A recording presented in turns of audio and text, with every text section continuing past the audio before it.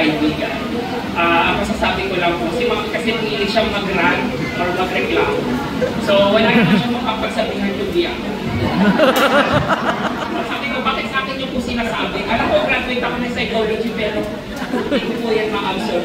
Pero anyways, alam naman po natin na si Ma'am ay ano po, friendly po siya pero open siya sa, or hindi siya nagtatago kapag parang nag-open siya kanina. Mami, may bibigay sana ako sa'yo, kaya lang, kasutin ko na yung payo ni Auntie. Wala man ako may bibigay sa'yo.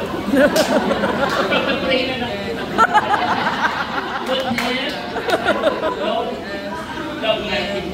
So actually, Ma'am, ngayon ko, nag-invite ka po sa amin, and kayo, wish you all the best po, and huwag ka na magko-comment, kasi kung magko-comment ka pa sa akin, wala akong matatanggap sa bonus. Malapit lang, at saka yung sinasabi nila Andre, nila Jewel, sa grocery, actually ako po bumibili.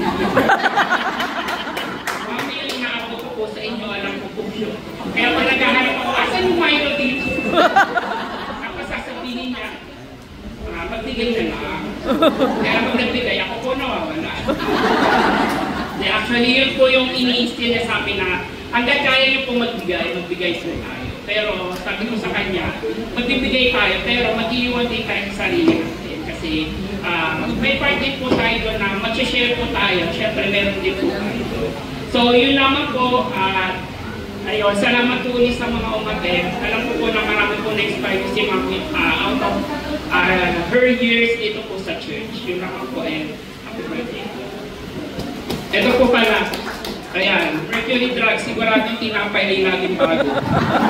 Actually, tinapay po ito kasi simple lang po ang hiling niya. Gusto niya po, may makakain yung mga kasama niya. Diba? Huwag ka na magpa-comment.